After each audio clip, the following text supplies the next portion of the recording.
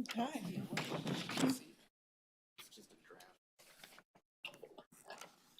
Okay, you should make two names. Why don't you hang on to one? Pass it along. See what's on. Okay. Yep. Hi, nice to meet you. I'm Graham. And what's your name? Amelia. Amelia. Okay. Awesome. How's things at school? Pretty good. It was a little Okay. wacky because we had that hoax, I'm Bill. shooting hoax. Oh, so- yeah. And then right after that, the shooting. So. Since we have the supervisor and manager here with us this evening, and we've got new members, I'm going to go around the table and ask everybody to say maybe a sentence about themselves. I'll lead it off so you get an idea of what it is that we're after. Yeah, that sounds good. Yeah. Kind of like an onboarding experience. Exactly. What I heard. Are you faculty at Michigan The State? Alchemist. No, I am retired faculty. Oh, okay. I'm technically Pretty emeritus, Oh, which means that I wasn't fired. I was actually allowed to get to 62 years of age with it. Yeah. Yeah, I was in the library. And I work part-time on the operations side of the university Oh, now, nice. recycling. Oh, cool. It was, Oh, it was the pretty good recycling from our center. like. Well, no, I'm actually in student life and engagement. Oh, It used to be residential and housing services, residential education, so basically the residence halls, the dining halls, and all this student rec and some other auxiliary All services. like police from all over had come and like posted up in the hall. Oh, no, to she's clear okay. us out. So you're an To our room Alchemist and student? clear us out. Oh, nice. Yeah. Yeah, Yeah. I'm a graduate student, Yeah. so I'm in public Yeah. policy. Well, my car, I drove my car, so I got onto a bus. So and yeah, then it they kind of drove me works to the out. parking lot, which was Can I- only like. How about you? Are you? No. When you were Well, I may have got it, I have not so seen you're it. taking the SAT? Or did you already take it?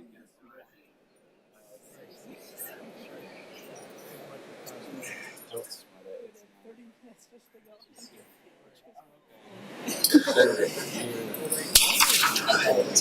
Hey, folks, if we can get started. My car, I got called. I think I've gotten the high sign, so we're ready to.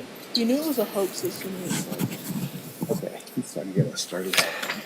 I got the high sign. I actually graduated from Wisconsin. Good evening, everyone. I'd like to call to order the regular meeting of the Environmental Commission of the Charter Township of Meridian on March 1st, 2023. We have a couple of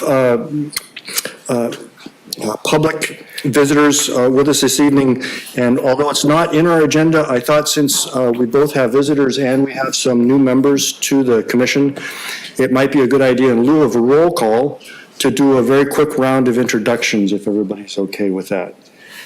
So what I'm thinking is, my name is Bill McConnell. I chair the Environmental Commission. I've been on and off the commission since I got here in 2005, and I also serve on the Planning Commission. John, why don't you go and we'll come around this way. Yeah, John Sarver, on the Environmental Commission. I also volunteer with the Energy Team. I live in the Keystone subdivision on Bircham Drive. My name is Emma. I'm president of Earth Club and student representative here. At Okemos, right? Yeah, at Okemos. I'm Ned Jackson. I'm a professor at MSU in chemistry, and I've been part of the Environmental Commission in various roles for a very long time. I'm late. Please go ahead. I'm Amelia. I'm also a student at Okemos High School. I'm a junior. My name is Graham Diedrich. I'm a Master of Public Policy student at Michigan State University. I'm also dual enrolled in the Environmental Science and Policy program at the university and focus on natural climate solutions. Tom Frazier, been on the Environmental Commission, I guess about 3+ years maybe. Also serve on the Green Team and the Food to Smart Recycling group.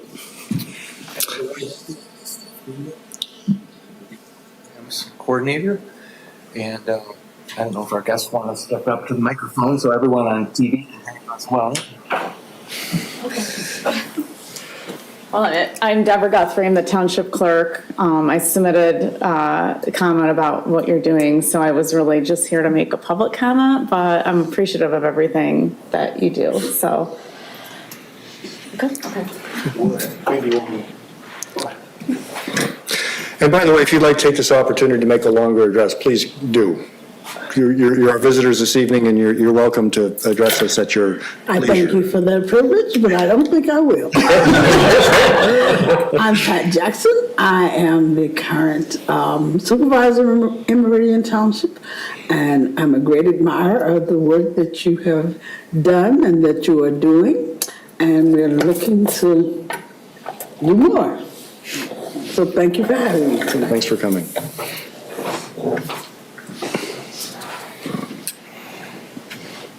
Hi, I'm Frank Walsh. I'm the township manager. For those of you who don't know what that is, I work I'm like the school superintendent at a school who works for the school board, 7 members of the school board. I'm the township manager. I'm hired and appointed. I'm not elected. And I work for the 7 elected board members. So that's my role. Would you like me, I was going to make some, you want me to wait until under new business to do that? If you would, we'll get through our agenda in minutes, and then we'll come and... Thank you very much. Thanks for coming. So now that we all know who's in the room, and welcome to everybody at home who's following along closely. Would anybody like to make any changes to the agenda as distributed? Additions, subtractions, clarifications?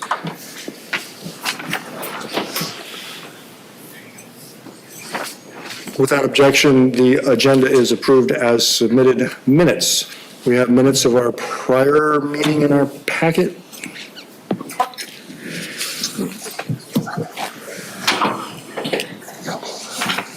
We have a motion for adoption of the minutes. Yes, Also moved. Commissioner Frazier. Second. Second, Commissioner Jackson. Any discussion on the minutes as circulated? Please go ahead.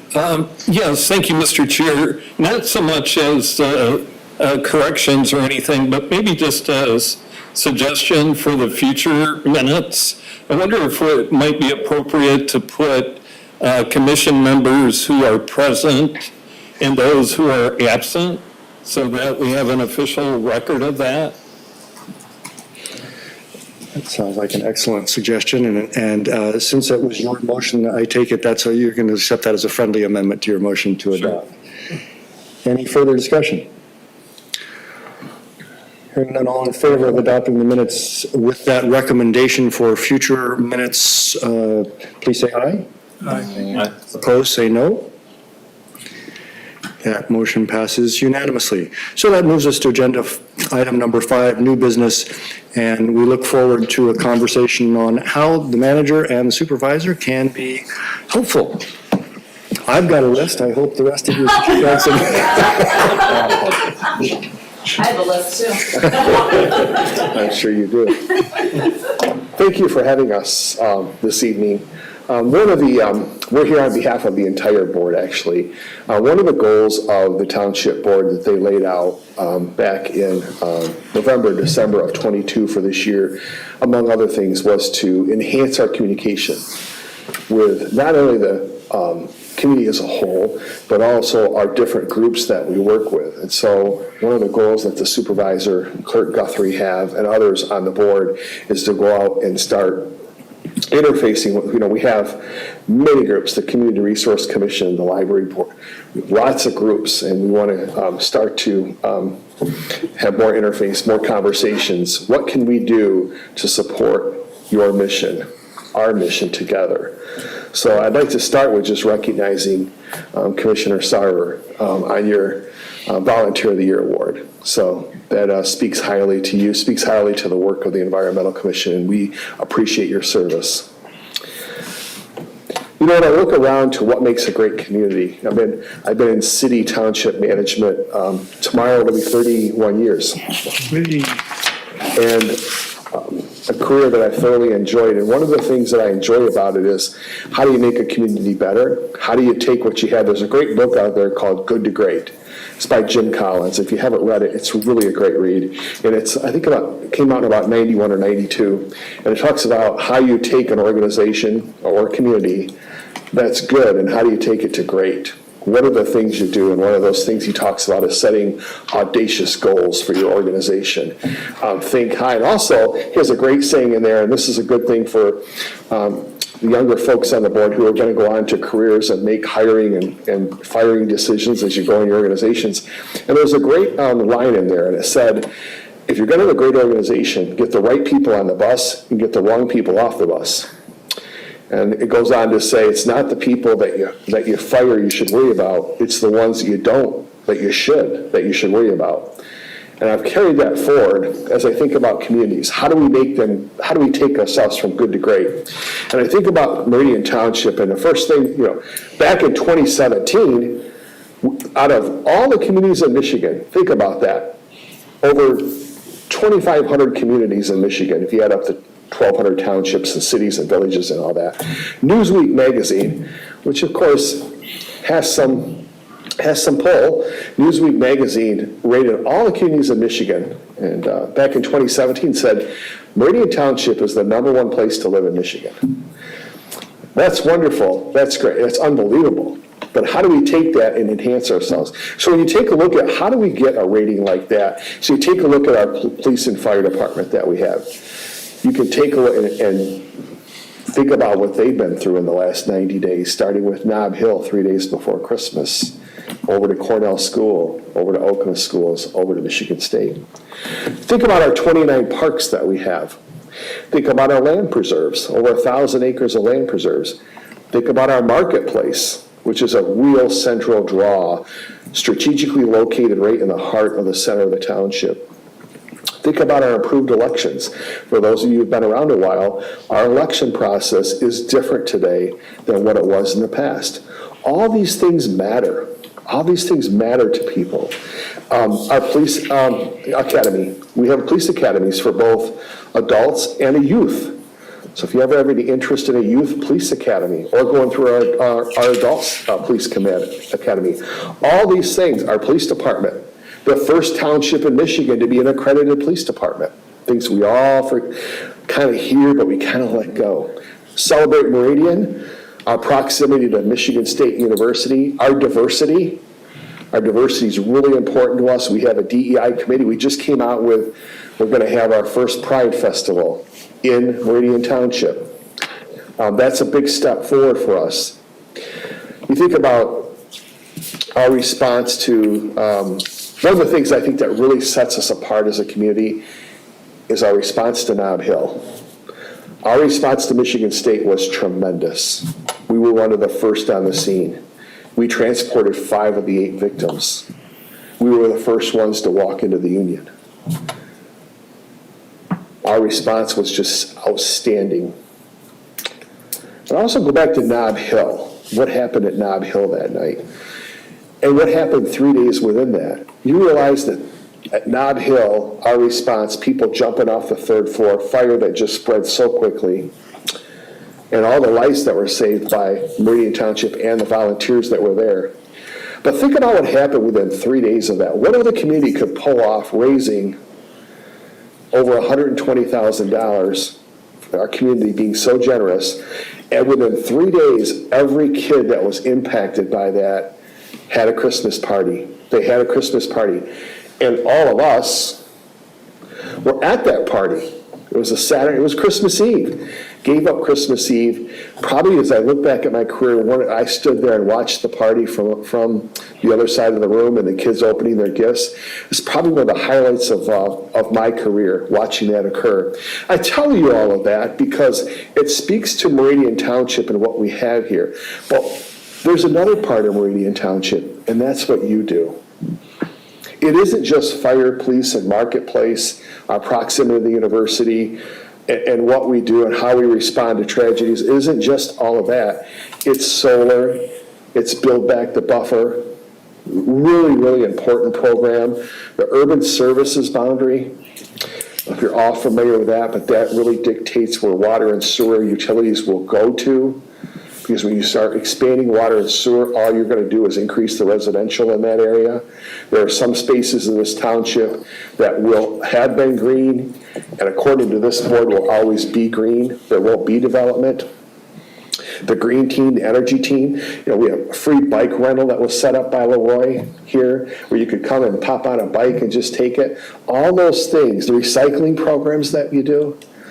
The message from the board is tonight is that there's a lot of focus on police and fire, and there's a lot of focus on our land preserves and parks, and the marketplace and MSU and diversity and our festivals, and that's wonderful.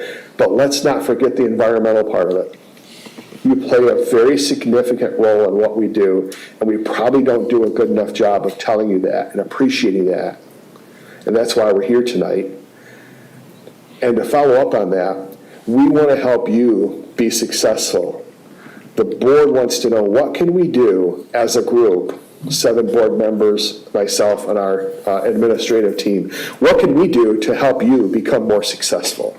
And that's the conversation that we want to have, not just tonight, but going forward. I know we provide, I think it's $10,000 for green projects, green teams, green awards. I know we do some things.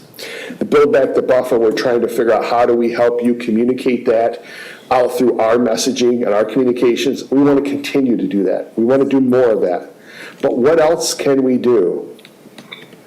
That component of environmental, which is just as important as the other things that I just walked through, how can we take that and enhance it? How can we beat Jim Collins and take it from good to great?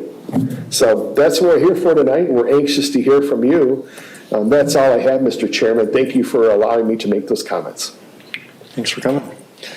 I'll open to the commission for comments, questions, reactions, thoughts.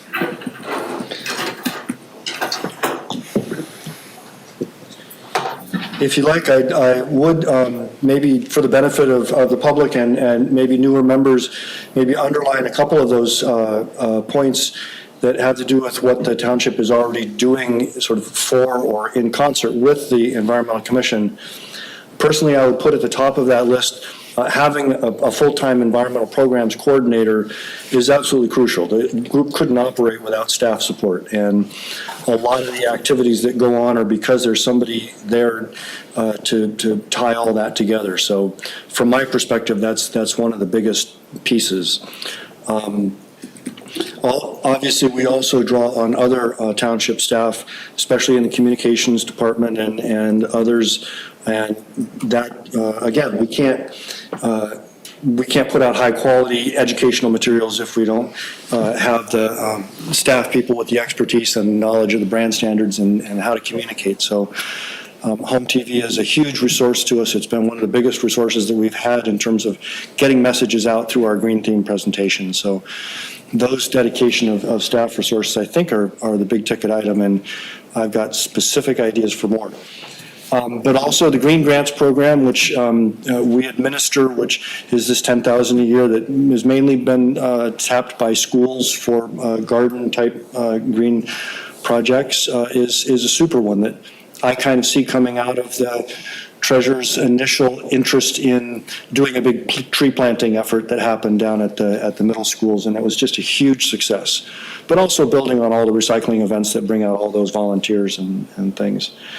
And then having those additional resources that are currently in the budget to continue educational activities like Build Back the Buffer, like wetland protection, like notifying residents what wetlands are and where they might be adjacent to or near people's homes, and alerting them to what the best practices are with regard to those, and reaching out to contractors who provide those lawn care, yard care services. So those kinds of support we wouldn't be doing what we're doing without them. I think it's fair to say also on the energy side, there's a fair amount of staff engagement around the photovoltaics and the solarized Meridian and things. So again, those are areas where we're achieving things because we have that kind of support from the township.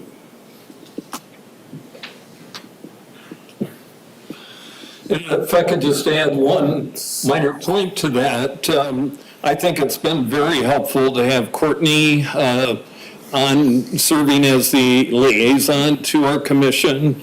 And so if we do have issues that come up that need attention by the township board, she has been willing to carry those issues forward. So that's been extremely helpful.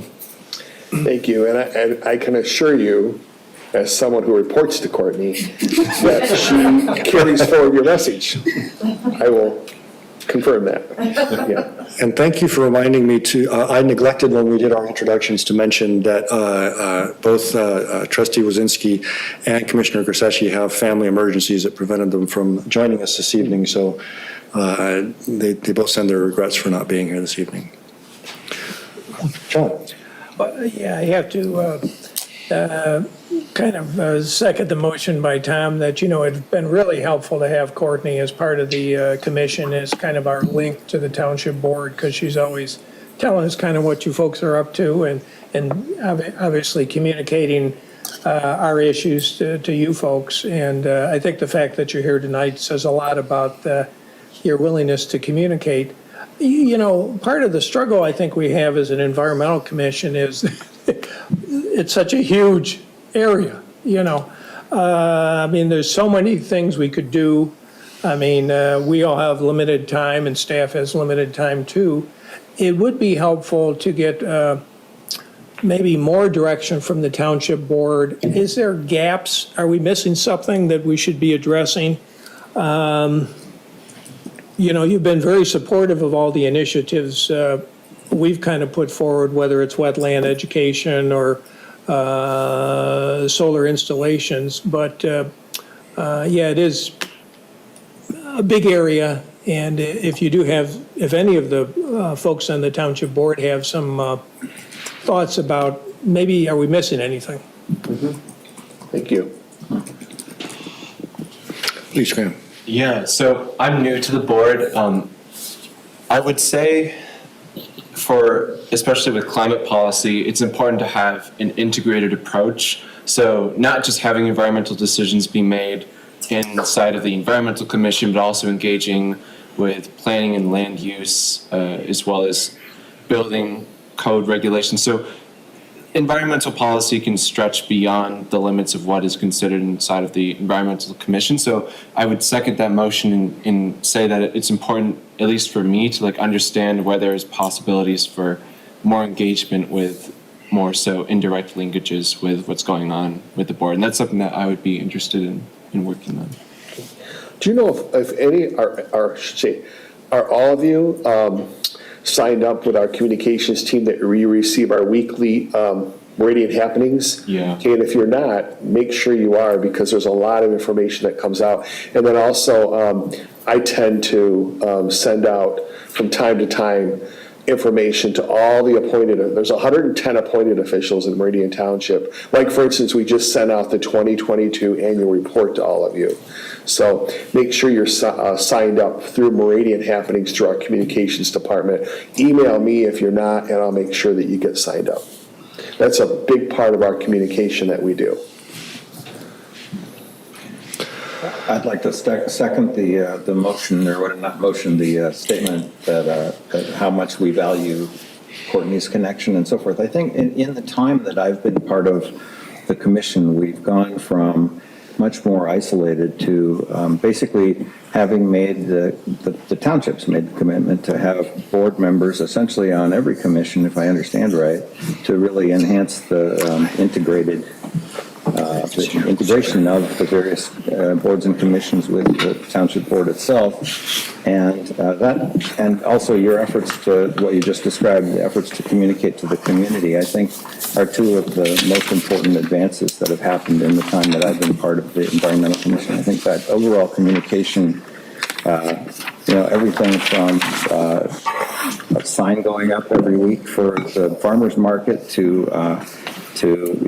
the note that came out last week when it had just snowed, but you decided, not you personally, but the township decided not to plow, so we could understand why, because there was ice under the snow, things like that. Those are, that sort of real-time communication, I think, hugely enhances not only the ways that we function, but also simply the health of the township and our mutual awareness of lots of things, like the assets of, bike trails, why decisions are made a certain way, et cetera. I think it helps people feel like the township is here for them and vice versa.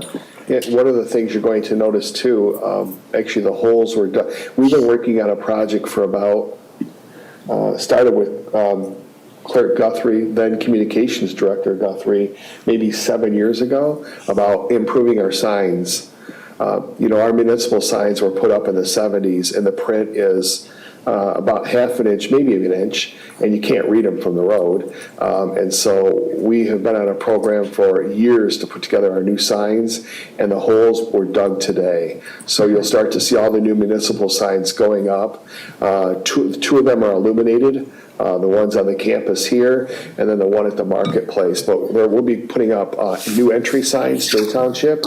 The only one we're struggling with right now is the one on Grand River in the west end of the community. But we have east, north, and south, all spots that have been, or locations are already in place. You'll see those going up. Going to be a huge, really nice addition to the community. So. I'm Frank Walsh. I don't know if we've moved that. Hi, I'm Anna Colby. I'm an environmental commissioner, the vice chair. Apologies for being late today. I had a commitment with my daughter. Oh, understood. Thanks. Far more important than meeting me. Supervisor Patricia Jackson. Yes, I believe I've met the supervisor before. I don't know if we've. We have not. Nice to meet you. Nice to meet you. You must have got sworn by Zach. Yes, I did. I like throwing Zach for a loop. Manager Walsh has asked if we have a long wish list of things that we'd like from the township, and so far we're being pretty we haven't been real specific in demanding, more on the appreciation side, which is great, because we do get a lot of great support. If I could kick one off that's kind of substantive a little bit, maybe that can generate some discussion. Later on our agenda tonight, we'll be discussing our climate sustainability plan, and the board was presented with the latest draft of the energy section of that plan. And we did that because we felt it was the most advanced and sort of ready for prime time. Plus, it's got a great sort of success story to it, because as Manager Walsh was talking about setting audacious goals, the 2017 plan set some audacious goals, and we're on track to meet those because the board has been literally investing in reducing energy consumption and increasing production of renewables within township operations. So it's always fun to start off with the one where you set a big goal and you're well on track to meeting it. The one that we'll be talking about tonight is our latest iteration of something trying to get hold of water, which is tricky because water's connected to everything, but it's so crucial in a couple of ways. And some of the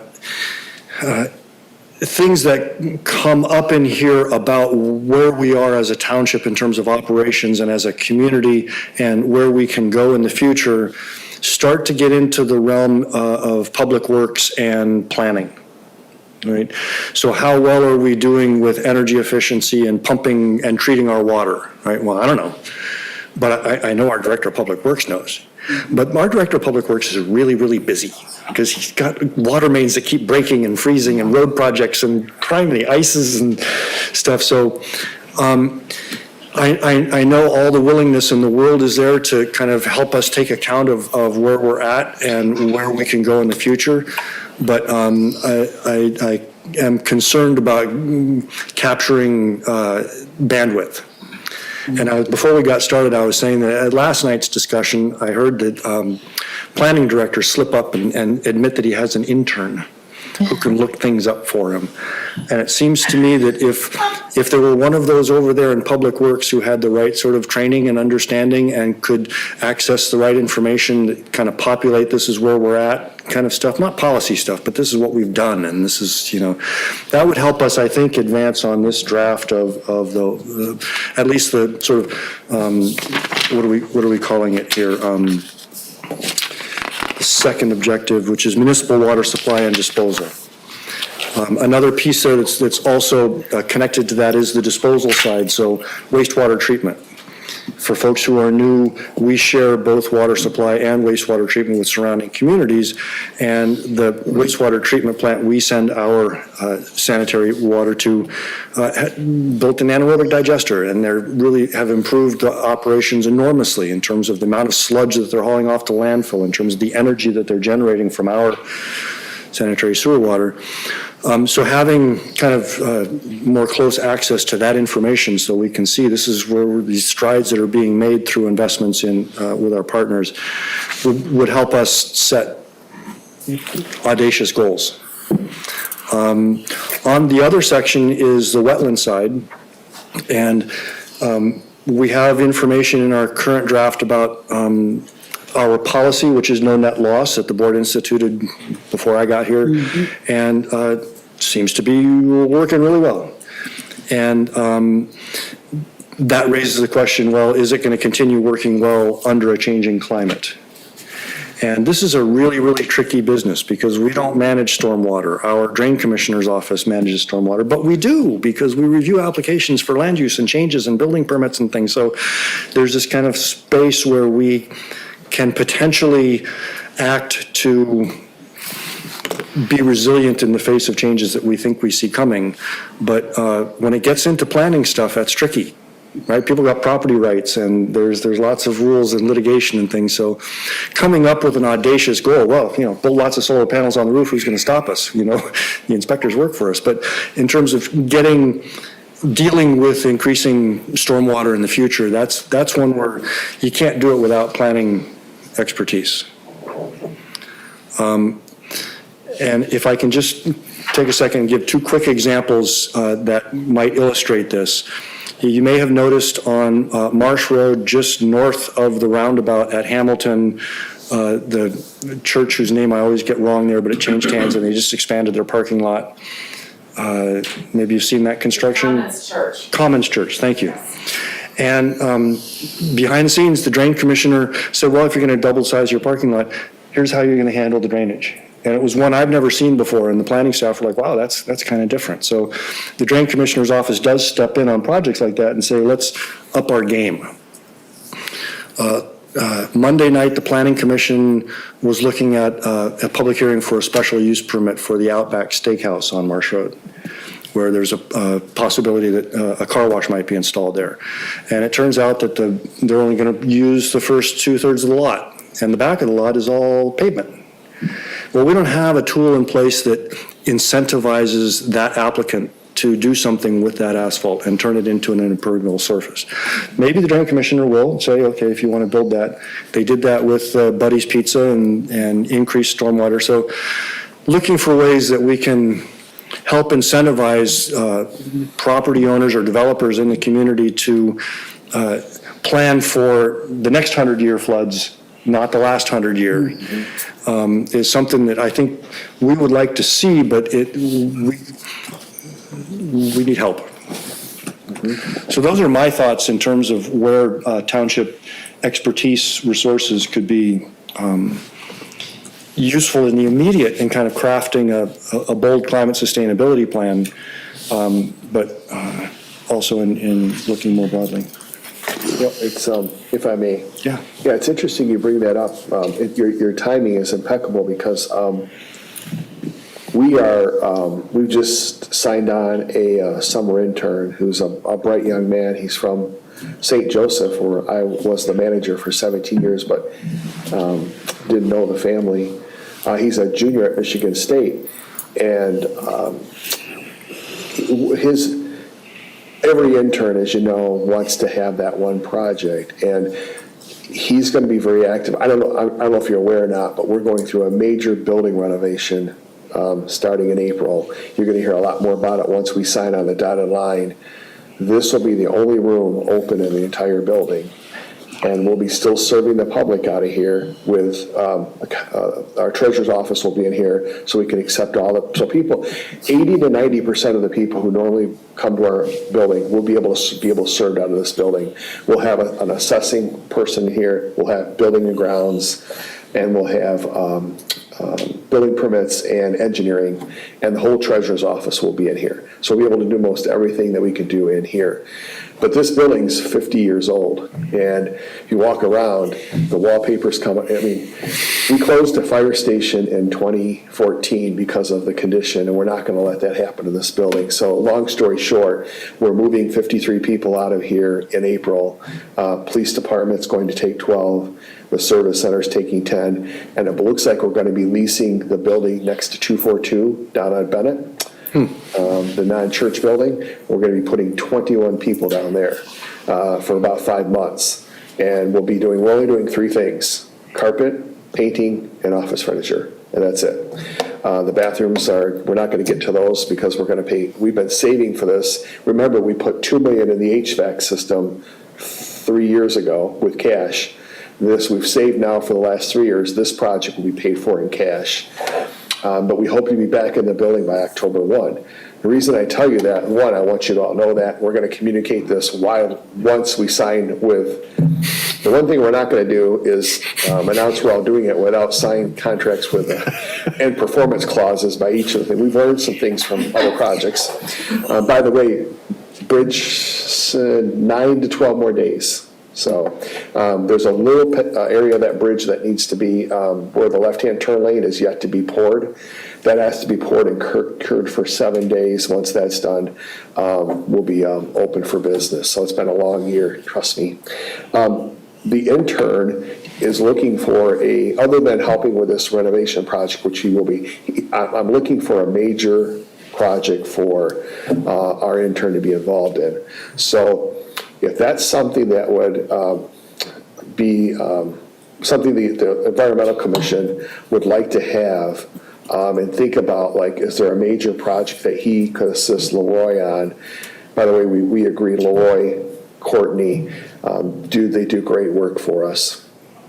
If there's something that you could, project or something that you want to tie to, put to this with our intern, his name is Will Christie. His dad is a dentist over in St. Joe. Avid skier. But if there's something, I was kind of, on hiring this young man, I was like, sometimes people are hard to figure out, especially when they're a junior in college, right? Had a conversation with him, and he said, yeah, I'm going skiing this week. And I said, you're going skiing again? He said, yeah, but this time it's something different. And he said, there's a Special Olympics special needs group, and I'm going up to Boyne Mountain, and I'm helping them ski all weekend. There's just sometimes all you need to hear is one thing, and you realize you got the right person, right? So Will is going to be joining us, and if there's some kind of some kind of project, please let us know, because I'd be happy to assign Will to the Environmental Commission. I expect him to be here for 4 months. He's not going home at all. So I throw that out to you. So you know about the building renovation, you know about the bridge, you know about the internship. So I think you know everything I know at this point. I don't think that's true, but yes. Anybody else like to throw any thoughts out there for other ways that the township board and administration can be of?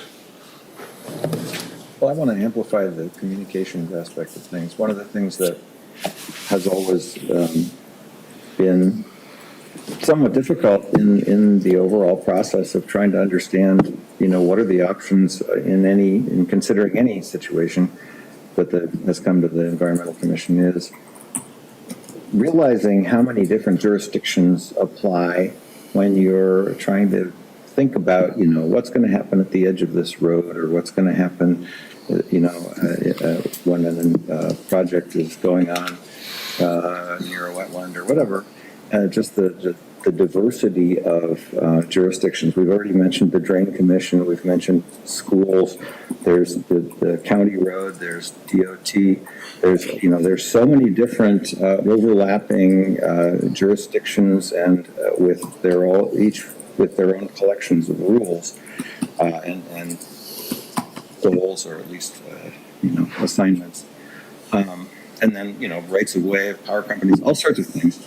And so one of the things that I've always wished for was some mechanism for having sort of a more regular, both clearinghouse of information and a regular meeting process. I mean, for example, I wouldn't mind if we had, on the Environmental Commission, we've had the Drain Commissioner come through and present to us probably 2 or 3 times in the time I've been part of the Drain Commissioner himself or a Vice Drain Commissioner, and that's been very helpful, but it's still been sort of spotty, and I just feel as though we could continue to build this connectivity that would help us all understand both the motivations and the constraints on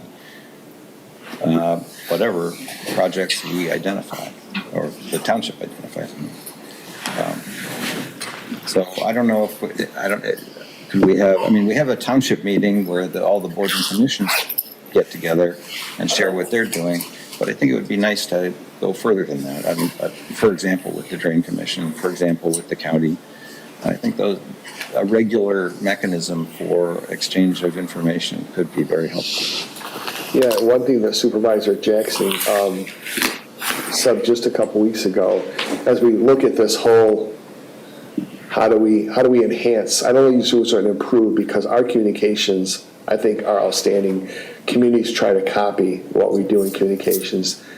Deborah Guthrie, in her time as communications, was considered one of the, if not the leader in communications in the state of Michigan. So I don't like to say improve them, but how can we enhance them? And one of the things that Supervisor Jackson said is, why aren't we, it was a good question, and I didn't have an answer to it. I kind of acted like I didn't hear, actually. She said, why aren't we getting together once a year with the board and the Environmental Commission, the board and the Planning Commission, and meeting once a year, breaking some bread, sitting around the table. We don't need TV cameras on. Just sit around and have a conversation about how we can work better together, how we can learn from each other, and we can better then hear the goals of each organization, what they're trying to accomplish. And then when we get ready to put together our budget, we've had all these meetings, and we understand what each group is trying to get to. And so that's one of the things that's going to be coming up that the supervisor hopes to bring with the board. So we've got a lot of energy on the township board as well. So if you come up with some sort of, over the next month or two, can continue the dialogue amongst yourselves about what it is we can do. I've made a lot of notes here. Courtney's in a lot of them. But I made some notes about, more communication between the two, and maybe more direction from the board about what we would like to see happen, or what could happen at the Environmental Commission. So I just wanted to leave you with the thought, again, not to go over the whole point and belabor the whole point, but don't think of yourself as an island. Think of yourself, when you look at the components of this township, police and fire, the parks, the cemeteries, the land preserves, on and on and on, the marketplace, all the things we have, Environmental Commission. You're one of those circles that helps us succeed. That's why we are ranked #1 in the state as a place to live. And any way we can do to enhance that, that's why we're here, and we're listening, and we look forward to continuing dialogue. Thank you. Please, Supervisor Jackson. Could I just add that it occurs to me, I've always wondered why the board never sees the minutes of your meeting. And so we don't know day to day or week to month what it is you're focusing on. And so is there a way a board like yours could have your meeting minutes added to I'm sure they're online, and eventually if you go hunt for them, but essentially make them a part of the record of communications to the board? Sure. Why not? Yeah. I hear no objection to that, Art. We've got pretty darn good minutes, and I'm a big fan, and we don't have it on this agenda, but I find it useful at my age to have reminders for liaison reports, and it's a little tricky because For a board liaison to this group, we're meeting once a month, and you guys are meeting, it seems like every 4 days. So it may seem like we're not, there's not a whole lot to report. But reporting on behalf of the Planning Commission, there's always so much going on there that it's kind of a fire hose sort of issue and picking out what's of interest. So I agree with Ned that having a board liaison to the Environmental Commission is a huge step forward in the first place. Having a standing item on the board agenda, did the Environmental Commission do anything? So that there's that sort of built-in opportunity to say, nope, nothing. But thanks for asking. That could also help. I like the idea of getting together.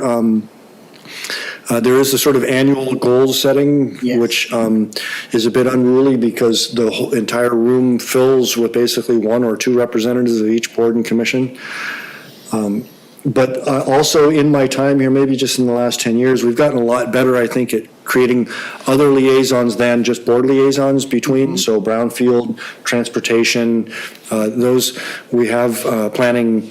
We have members who are kind of trying to do that crosswalking on a monthly-ish basis. So there are some mechanisms, but when it comes to the external organizations, that's trickier. It's kind of it's project dependent, right? We hear a lot from MDOT when they go to rebuild our main road, but otherwise, a drain commissioner, they don't. That's different. At least with the CATA board, for instance, and the road department, there's some more formal connections that the township has. But my sense is they tend to go more through the administration than necessarily the elected officials, other than the CATA board that has representatives. Yeah.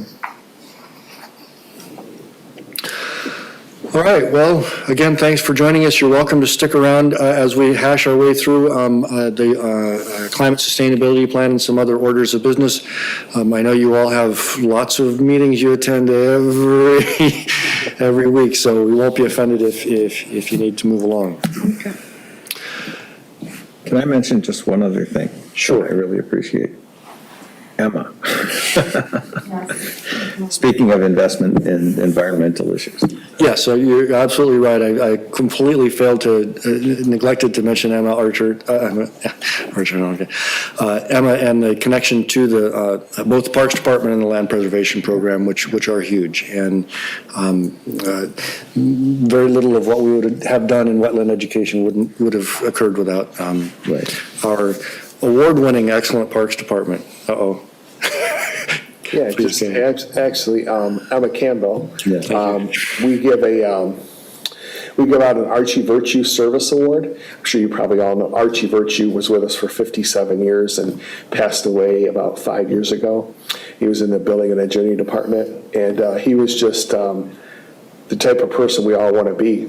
And so we came up with this Archie Virtue Service Leadership Award, and every year we award 3 to 5 people nominees, and then one person in the whole organization gets the award. And this last year, just in December, Emma was one of the 5 or 6 nominees to be nominated and received a cash award for being nominated. So certainly the organization also recognizes her value. Thank you. All right. Moving on to item 6 on our agenda, old business, the old climate sustainability plan. As I mentioned earlier, the board has seen and gotten a quick presentation on the current draft of the energy section of the climate sustainability plan, where there's been a lot of activity since it was originally adopted in 2017. And we've had teams working on other portions of the other chapters of the plan, including recycling and particularly expanding recycling in the area of organics. And we've also had a group, as I said, kind of wrestling with this issue of water. And in my view, that was one of the less well-developed portions of the 2017 version of the plan. And Ned has done a lot of work on the prior draft of this, which was received contributions from the wetland education team and Parks and Land Preservation, and including members of the Land Preservation Advisory Board who specialize in wetlands. So there's multiple groups. If you're not familiar with the Land Preservation program, it's a millage that supported the purchase and maintenance of land preserves in the township, and it's been hugely successful and is now, as in my understanding, kind of shifting focus from mainly acquisition to more maintenance and care for the lands that have been purchased. And that set aside huge portions of the township for preservation. So, Ned, do you have thoughts about how you'd like to lead this? I guess the obvious thing is, the question is, have people had a chance to read it, since I only managed to get it to you on Friday. And I guess, it's only 3 pages. Wow, it's like 4, sorry. Well, one of the attempt was to shorten it up. It was a best. One of the features of this current technology that we have in front of us is that these monitors are all driven by a remote mouse and keyboard. And if you wanted to, if we were interested in walking through the document in some detail, you could grab the mouse and we could load the document and scroll through. If you'd prefer to just kind of hit highlights, that's also okay. Well, I guess that I would like to go through it in, overall, although it's 4 pages of reading. It's my feeling. Okay, so here's what we had. We had from multiple people, but I guess Kendra sort of tried to bring it to focus. We had a document that was quite long, and a lot of what it articulated was stuff that's already part of the township's policies and so forth. And what I tried to do was to winnow it down to a little bit more of a focus on specifically how what climate change brings to the table in terms of extra concerns, in particular things like flooding, just the water supply for wetlands and so forth, and similarly, does climate change raise issues with, for example, our own use of water and treatment of sewage and so forth. And so I tried to apply some focus to those things the best I could. I don't want to pretend that I have any direct specific expertise in this area, but there are a lot of documents out there in the world. And so I would welcome people's direct comments on, that's I guess what I would like is basically just a set of comments on the document as it stands. But that would require us to go through essentially page by page. Do we have the patience to do that? It has 2 main sections. The first section is basically about wetlands and the role of the ways in which climate change may impact essentially the outdoors, but especially wetlands and water management, stormwater management, and so forth. And then the other half is essentially our own water usage, municipal water usage and disposal,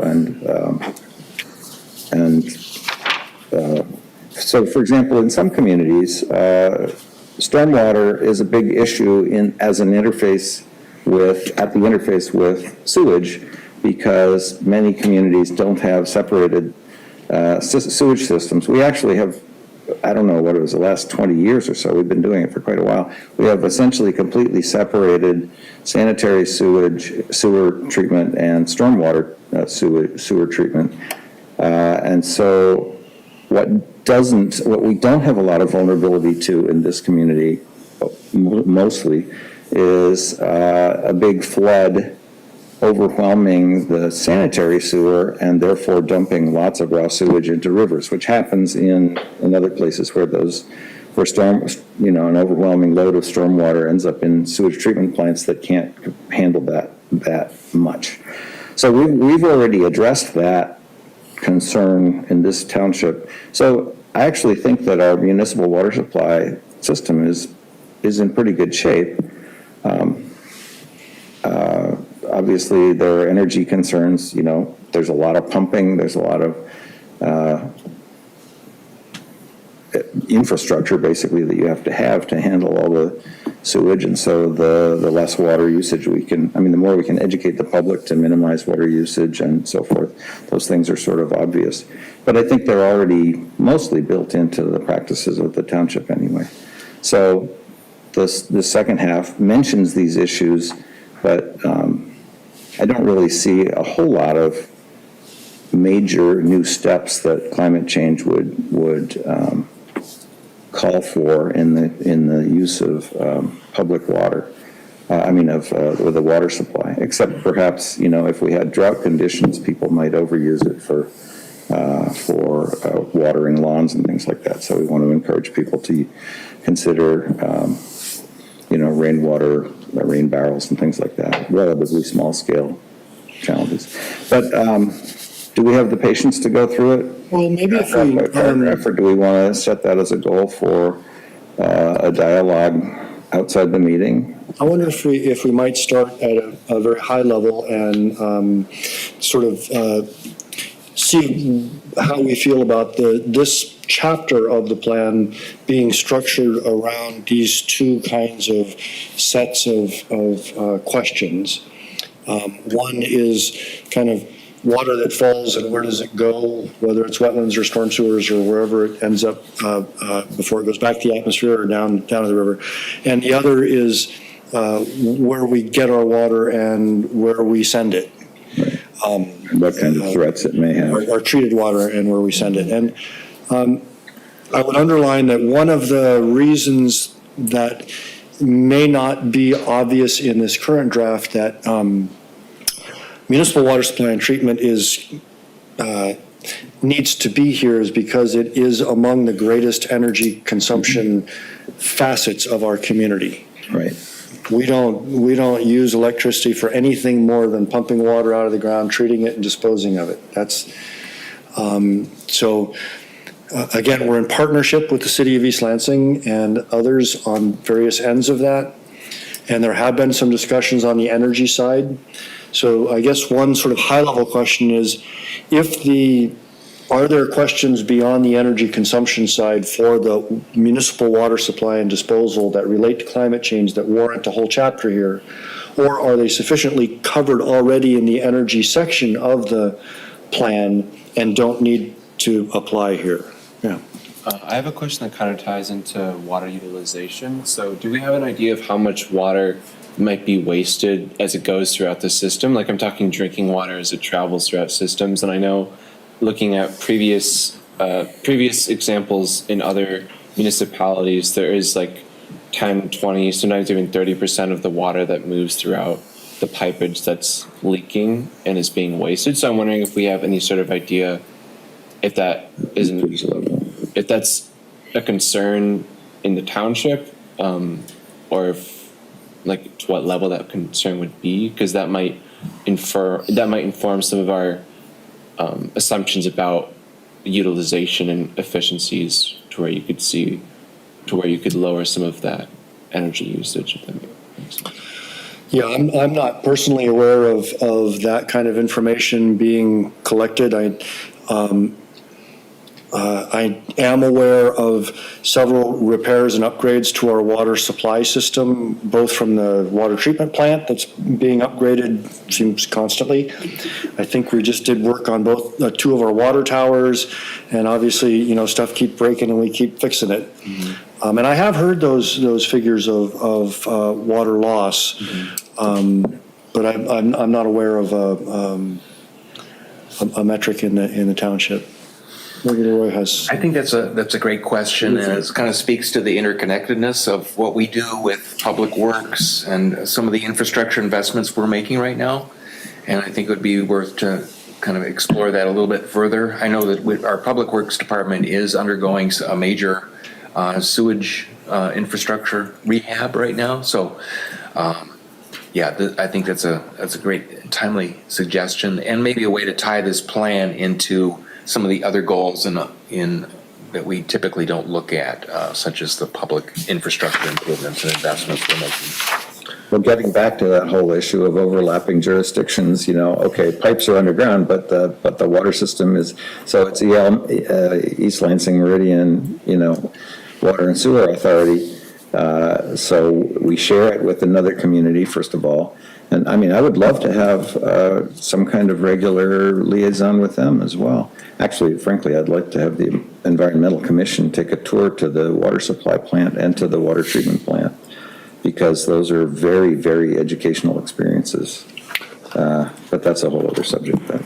No, it's exactly the same subject, and this goes back to the point I was making with the manager is I've spoken with the Director of Public Works on that topic, and he's more than happy to arrange for a tour of the water treatment plant. It's just that the water mains keep breaking, and he's got so many other things to keep doing. So, it may be that if there is an intern who's got the bandwidth to sort of coordinate on the sort of township staff side, along with, I think a trip to the water treatment facility would be popular. I think a trip to the sewage plant would be surprisingly popular, but maybe that's me. I mean, frankly, it's fascinating. I've taken my little green chemistry class there several times, and it's both, inspiring, because you realize there are these smart, hardworking people doing something that everybody takes for granted at our houses, and taking care of us every day. It just helps us recognize the value of our community. But also, it's sort of technologically cool as hell. Cutting edge. And the water treatment plant has had open houses in the past, not recently, and so I took advantage of that a while back, and it was interesting. It was very interesting, and I know they're making improvements to the water treatment plant, so it's such an important part of what we do. I find it very interesting to find out how all that stuff works. And the staff there, the time I went, were very helpful in explaining things. Yeah, welcoming. Yeah, they're very welcome. Proud they want people to know about what they do. Yeah. Well, I'm circling back on the municipal water supply and disposal portion of the plan and looking at the strategies. I don't know if we want to try to look at them in detail, but in a general sense,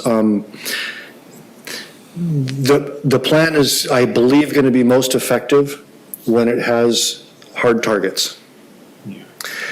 And I think the harder the target is, the more aspirational it should be. And I don't know that we're at a point of trying to set a target. We have some strategies here like minimizing water usage at township facilities, right? Well, we said that on the energy side, and then we went and did an energy audit and figured out which buildings needed it most and what you could do with the HVAC and other things. We didn't have that kind of teeth in this version that says, well, figure out what consumption is and figure out how to minimize it. We don't have any hard objectives in terms of reducing energy costs of water pumping. I don't believe that appears in the energy chapter at all. One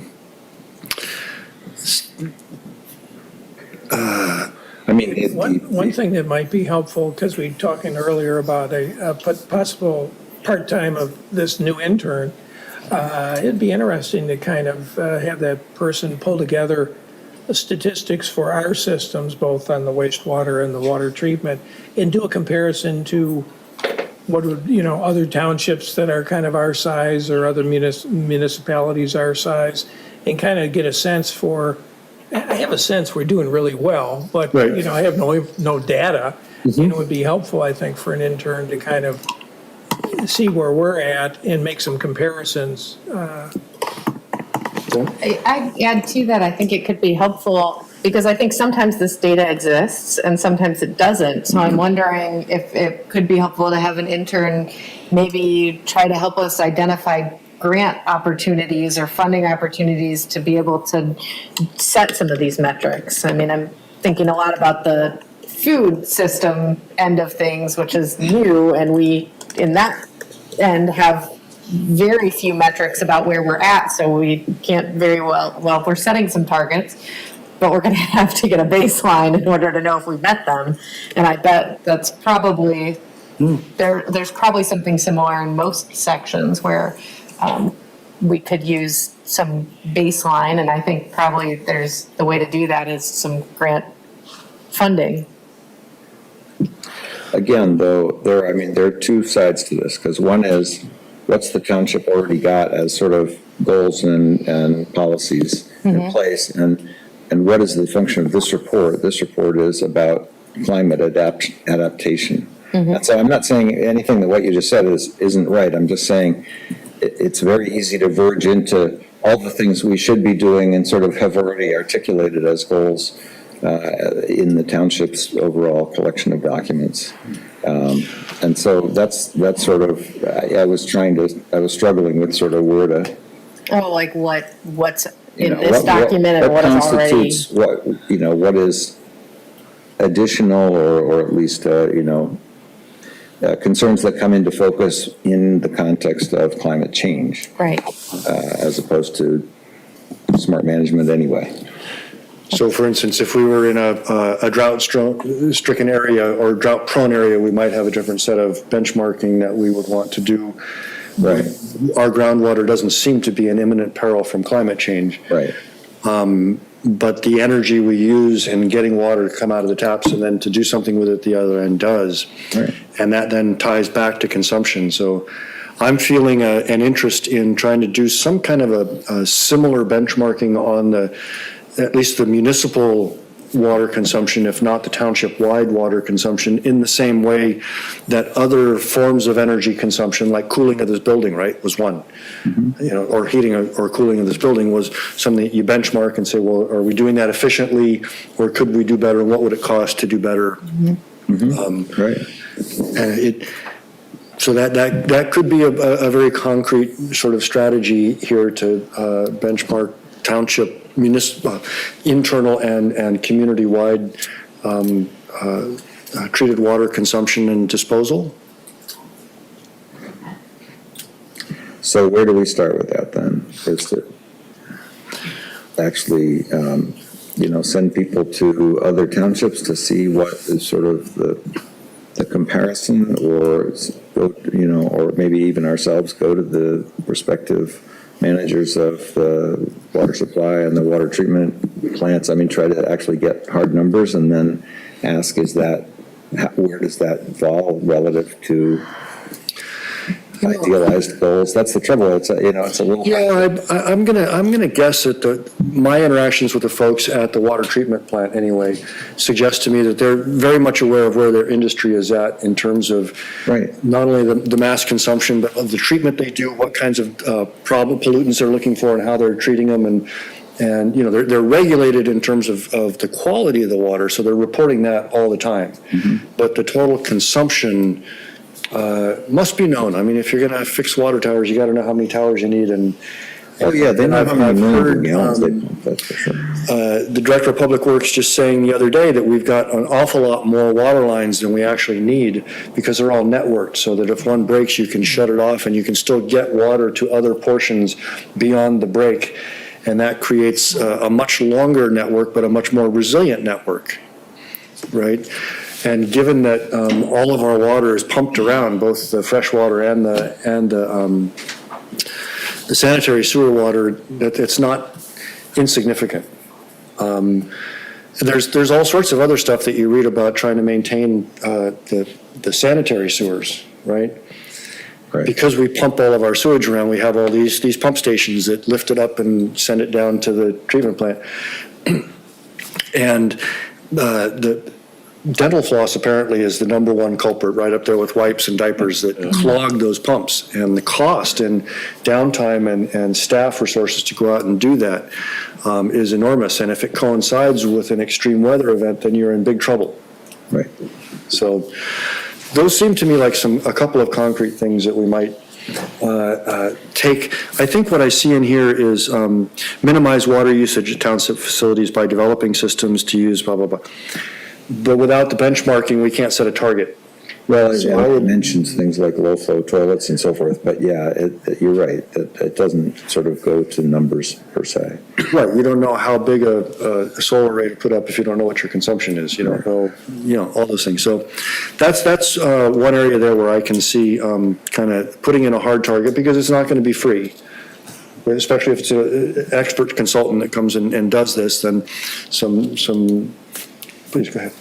Well, I would say, I mean, I'm all for benchmarks and knowing what the data says. Although, on the other hand, if we know what activities are most likely to cut water usage, then we could prioritize those. And then we know, I mean, we might kind of know what we cut based on roughly based on what we do. I'm thinking about I used to help manage this program where we installed low flow shower heads, right? Like we took a measurement before and a measurement after, and then we knew how much we cut. We might not know exactly how much of the percentage of the total system, but there may be a way to kind of know what are our high water users and then cut that versus across the whole system. Yeah, and I'm guessing that, and I don't know, I have no facts. I'm just kind of guessing that, a significant amount of water used in the township is probably for watering lawns, is what I'm guessing. And I'm wondering too if that attitudes that people have to watering their lawns might be changing over time. And so it just more questions than anything, but that might be something that some communities have done a really good job at changing perspectives. Because I know in the green dialogues that occur, on Wednesday mornings, there's a significant amount of discussion about native plants and, reducing your amount of lawn and, just using ground cover and whatever. And so that's just, again, I'm wondering, and I, yeah. Yeah, I completely agree. I mean, there's sort of cultural things that in principle one could hope to address.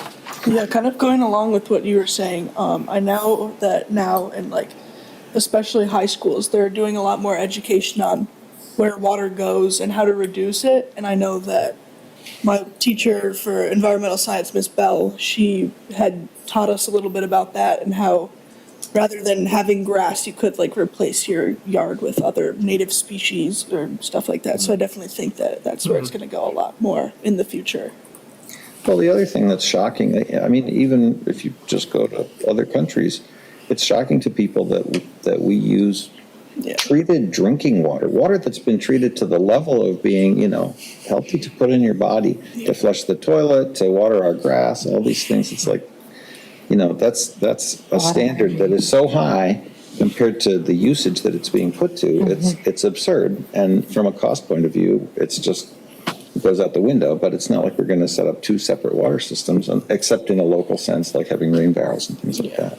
I was reading a study that said that this was a study based out of California, and it was communities feeling that they had a right to wastewater. So in drought-stressed communities, the feeling that you have the right to go in wastewater, with the intent to waste it, not just using it for various activities that other people might consider wasteful, but to actually, with intent, go in wastewater. So it is interesting, the psychology revolving around it. So everybody in Meridian Township should sail across the ocean on a boat that doesn't generate its own water.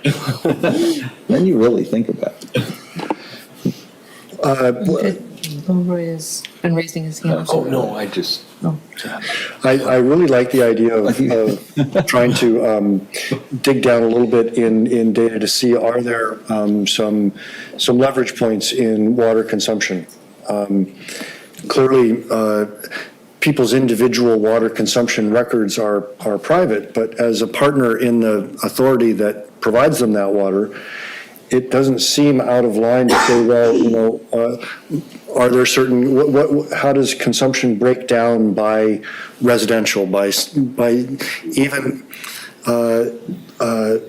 by other finer categories, to see if one were to mount a campaign to reduce water consumption, where would one focus? Yeah. Like I say, Where's the low-hanging fruit? is it in our industrial users? Is it in our commercial users? Is it our residential users? Is it our multifamily or single family? These are the questions that we are poking around with the recycling, right? What do we do with all the other waste that comes out the other end? But where is the consumption going on? And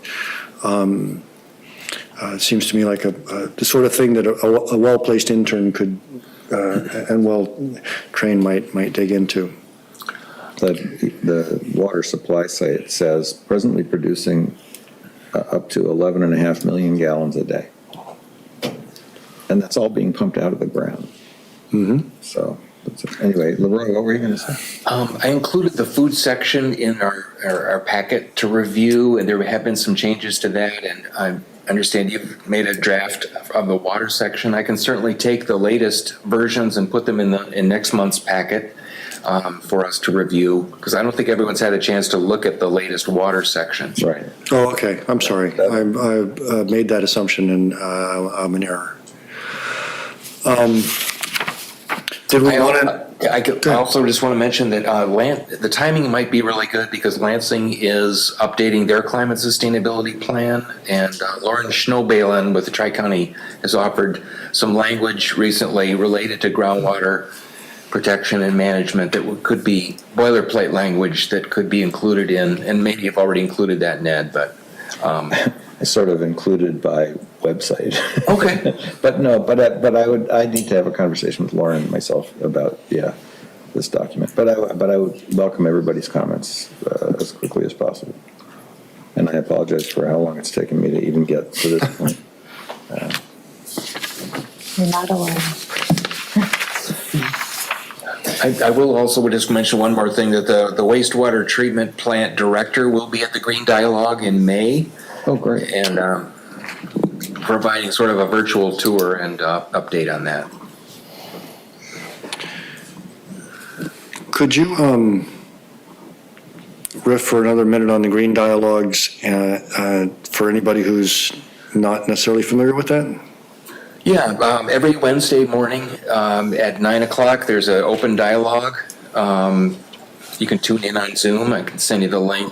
You can also see it in the staff update. Related to water, Ruth Klein-Robach will be at the April dialogue, April 1st, whatever the first Wednesday in April is. So she's another expert on water that we can draw upon, no pun intended. And speakers, this morning we had a speaker talking about cemeteries, green cemeteries, and cemeteries and passive recreation, and that we try and record the special guest speakers so you can actually view that later as well. That was Thank you. I was a habitual attendee at those meetings until I changed my work schedule, and now I'm on the bus during the meeting, and it doesn't seem appropriate for try to join a Zoom meeting from the number one going down Grand River. That's all I can do to hang on. All right. Well, I'm glad we took some time this evening to start digging into some of the water pieces, and I appreciate Ned's edits on that. I understand we are also making some forward progress on the food and organics section of the plan, so if there's not an objection, maybe Anna can tell us where we're at with that, and we can kind of get our homework assignment for where to go next. Sounds good. So we just made a number of edits to it. I literally made a number of edits to it last night, so I'm sure I'm guessing they're not in the packet of what we had here. But essentially, currently we have three sections, main sections, the way the food system section is organized, and those fall into, they have different names, but it's composting, gleaning, so food recovery for human consumption, and then also incentivizing or supporting more local food production and consumption within the township.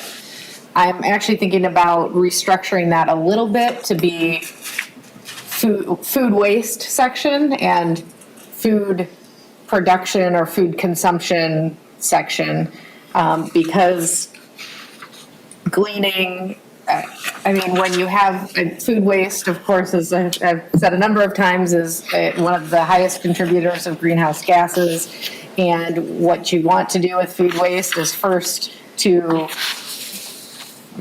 get it to another, if it's edible, to another human, and then you want to get to animals and then to compost. We're not suggesting any animal type of interventions in this current plan for a number of reasons, but we have a number of gleaning types of interventions, including building upon what's already happening that started last year at the farmers market, and then also we're interested in what opportunities there are to increase composting or other forms of reduction of organic waste. So we had talked about the anaerobic digester and some other, potential opportunities as well, although we may need to have some conversations about where some of these pieces belong in our plan, as obviously there's some overlap. So that is where we're at with the food section. Open to, if there are thoughts or comments now, given that overview, I'm happy to hear them. Although I don't think you have the most recent version. My apologies for that.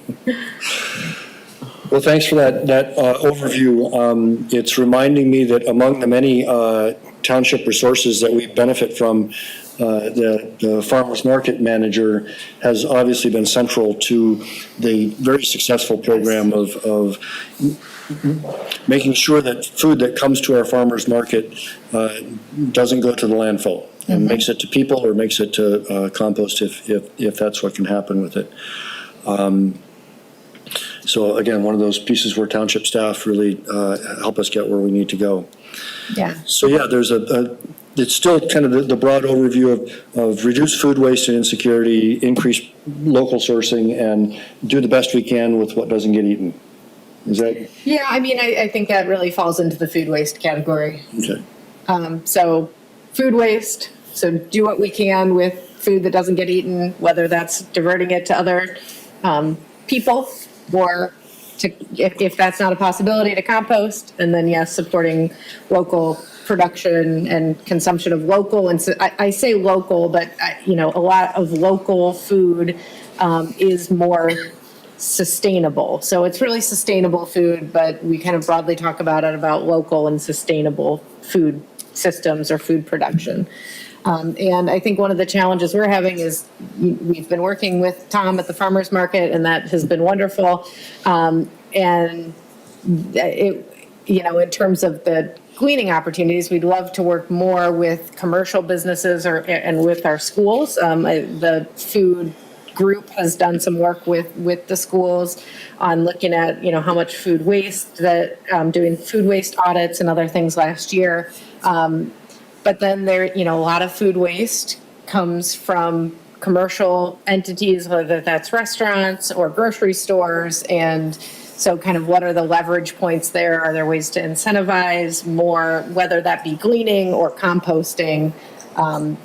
It kind of which avenue it is depends on the food and the willingness of the participant. So, yes. I'm wondering, how are you defining local? Because, I'm assuming you're not just talking about the township, but more a region or?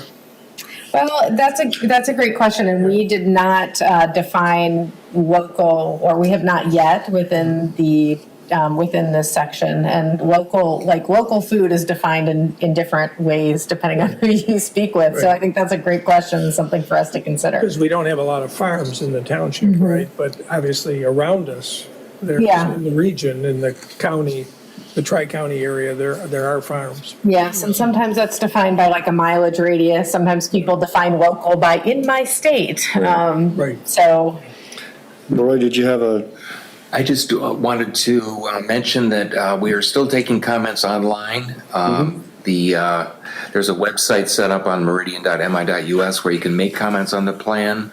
One potential interim project might be to look at some of the comments that you see in your packet, some from people in attendance here, and think about how we can integrate those into our plan, because that's a big job. I'm not sure how best to approach that, but we are, to the public, we are still accepting comments through April 1st. Thanks. Yeah, go ahead. I have two broad questions about the climate sustainability plan. So since I'm new to the board, I'm wondering possibly like what areas might need to be engaged with further, like where I could fit into them, or if there's sections that might need further eyes on it in terms of review.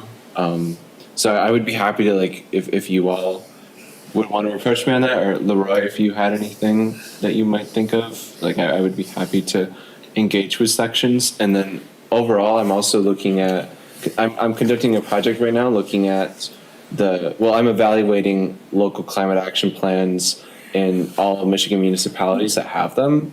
So once I finish that analysis, I don't know if that would be something that would be useful to the board, just to see where the township fits with. What's your timeline? Depends on the grant. From like 2 months, maybe? 2 months. That sounds good. Yeah. I like the sound of that. Wow. Yeah, I would suggest that of the things that we are looking at, right, energy, transportation, water, food, the one that feels to me most dynamic by far is the food side. Mm-hmm. Right, our water supply and treatment system gets upgrades, but it's a dinosaur. Right, our energy consumption, we've made some really good progress, and we're on that. Transportation, again, lots of moving pieces in it. It moves chunk by chunk, but the food piece, since I've been involved over the last year, every time one of the members of the food group goes to talk to a supermarket about what they do with it's a different story. Mm-hmm. Whether it's the flash food in or some other donation program or a food pantry, it's just it's a really rapidly changing.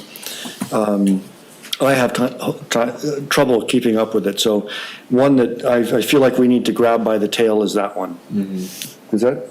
yeah, I agree with that. That has, I mean, I think some of the challenges that it's a new area for the Township Environmental Commission, at least. So kind of thinking, well, who do we connect with in the township? What are the levers? Kind of what is the best path forward?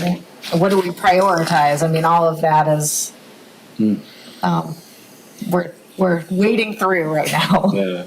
The water, energy, food nexus too, like looking at how those interests are often competing in a system that has limited resources, I think it could be that's interesting. So I don't know if that is an area that interests you, but we can connect if it is. I would be happy to. Okay.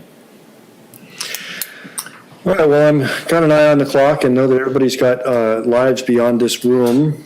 If there are, I would like to open the floor in the event that there are members of the public who are interested in this specific topic, not to wait around till the end of the meeting. Anybody like to address the climate sustainability plan? Please, come on up. You've already introduced yourself, and we're not going to stand on formality. I refrained from speaking earlier because I wasn't here to speak on behalf of the board or as a board member. I came to listen to you talk about the climate sustainability plan and to provide public comment back. So I don't remember if all of you were here when I first came here. So my name is Deborah Guthrie. I'm the Meridian Township Clerk, but I'm here to speak as a resident. If you need it for the minutes, I'm at 2575 Dustin Road in Okemos. I remember long ago when recycling started in the township. I think it began with the Environmental Commission. Leroy came on board, and I had a conversation with the former township manager, Jerry Richards. And we're back in the hallway talking about recycling, and I was like, I don't need to recycle. And he was like, his eyes popped out of his face. He's like, what do you mean you don't need to recycle? And then he started to talk me into it, and it was free, so I got my recycling done. And we redid our kitchen, and I have 4 recycling bins in our kitchen and 1 teeny garbage can. So Jerry Richards and this township can be credited for not only my reduced trash and waste and recycling efforts, but Jerry Richards as well. And I would credit a lot of the things I do in my day-to-day life and to actions that I see, because I've been in the township for, I don't know, I'm really old, so I've been here for like a long time, for over 40 years. And, you know, my kids were raised here, and, you know, I've seen a lot of transition in this township. And so I feel as if, I don't have a prepared statement. I feel as if as I get older and the more I learn, the more I'm investigating things, the more I'm reducing my carbon footprint. And there are several things I learned this year that I feel has helped me reduce that in a way. My family had a reunion in Mexico, and I wanted to go snorkeling in the Barrier Reef. So I started investigating snorkeling in the Barrier Reef, and then lo and behold, ads start popping up about the sunscreen I'm supposed to use in the Barrier Reef. I had no idea that there's proper sunscreen and not proper sunscreen, and so now I only want to use the Barrier Safe sunscreen no matter where I am because of what I read, and then how much I saw the Barrier Reefs being destroyed. And then my husband and I, for our anniversary this August, we're going to Alaska because of the glaciers melting. And so, you know, I'm investigating everything for this trip and what we're going to do. And I start reading about oyster shells and people shucking oyster shells and how damaging that is in the ocean. And so the more I'm learning about these things, the more I'm trying to, as a person who's trying to reduce their carbon footprint and trying to help sustain the environment, what can I do as an individual?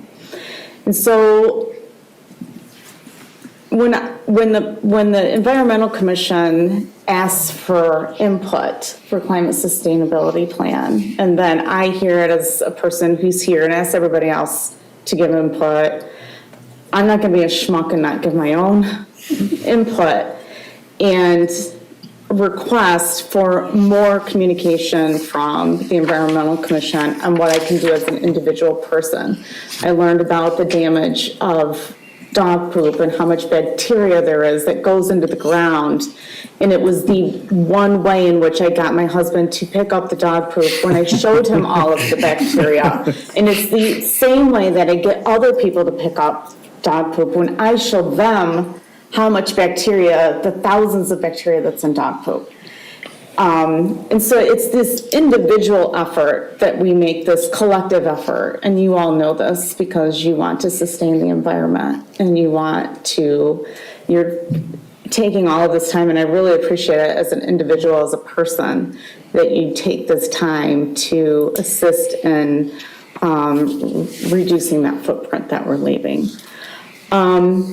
So I'm a major hiker. I'm going to transition. I'm a massive hiker. I love hiking. There's a lot that this brings to me spiritually, mentally, physically. I'm hiking the North Country Trail, and there's these little incentives that they have. I pay my annual membership, or I pay for the trail challenge, and when I hike my 100 miles, I get this little teeny tiny patch. And I'm so super, super geeked that I've hiked all these miles on roads, on dirt roads, paved roads, pathways, whatever it is, in parks, state parks, natural trails. And I love the trees and the protection of the trees. And I love seeing how these different communities, I've hiked from Ohio to almost the Manistee Forest so far on the North Country Trail. And I love seeing all of the ways in which people are maintaining their parks and their trails, and the number of people that are volunteering on their trails and everything that they're doing so that we can have this opportunity in the outdoors. So think about that with, Cornell Road and our Natural Beauty Road, and as a resident who's been here for a very long time, went to Cornell Elementary School, wanting to maintain those trees along that road. And I know that we can coexist without having to take any of those trees down, that we can still enjoy that natural beauty. We can find a pathway to walk along it safely. So we kind of live in this sort of incentive world, and I'm just, how can we work together? I get incentivized by things like, oh, stop using plastic straws and go to this free event. We're going to give you a metal straw and then use that for the rest of your life. But now I got to use water to clean it. So I'm trying to, in my mind, I'm wrestling, how am I going to do this? And investigating camping, and I'm not supposed to use those products that I use in my shower. When I'm out camping, I'm supposed to use these products because it's going directly in the ground. So why the heck am I using this in my shower?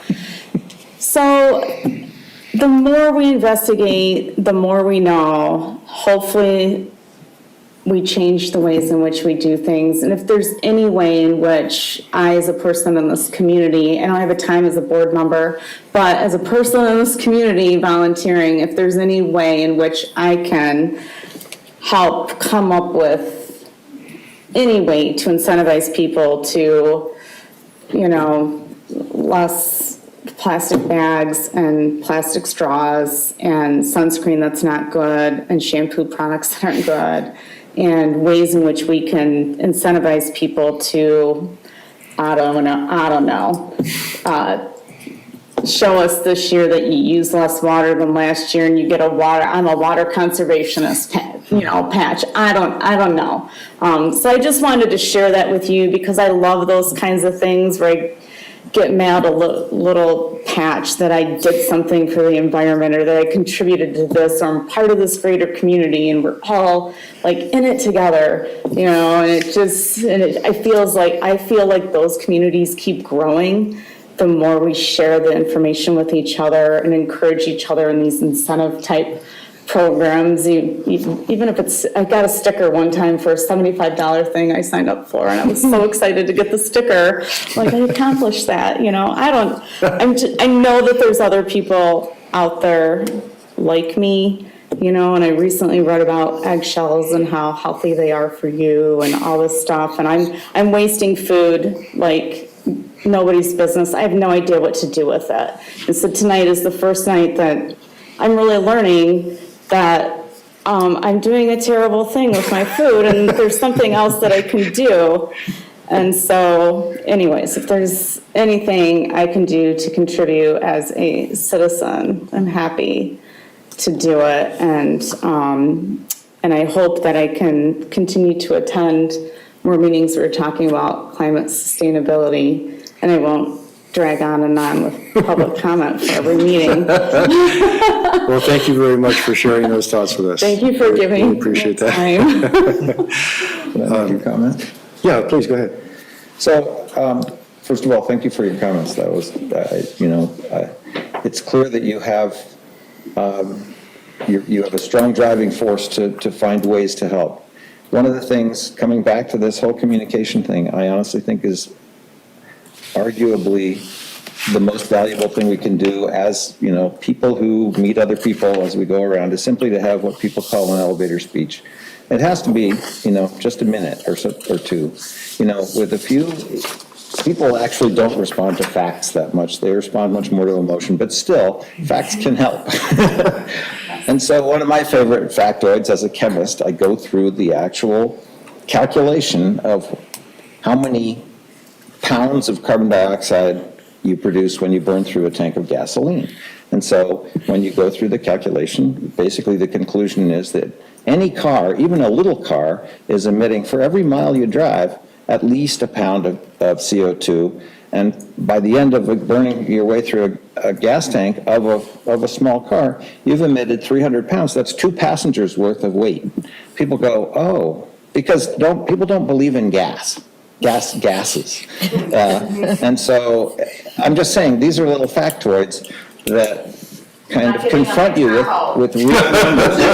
Yeah, I'm just telling you. So if you just look at the people in this room, so what are we, I don't know, 10, something like that,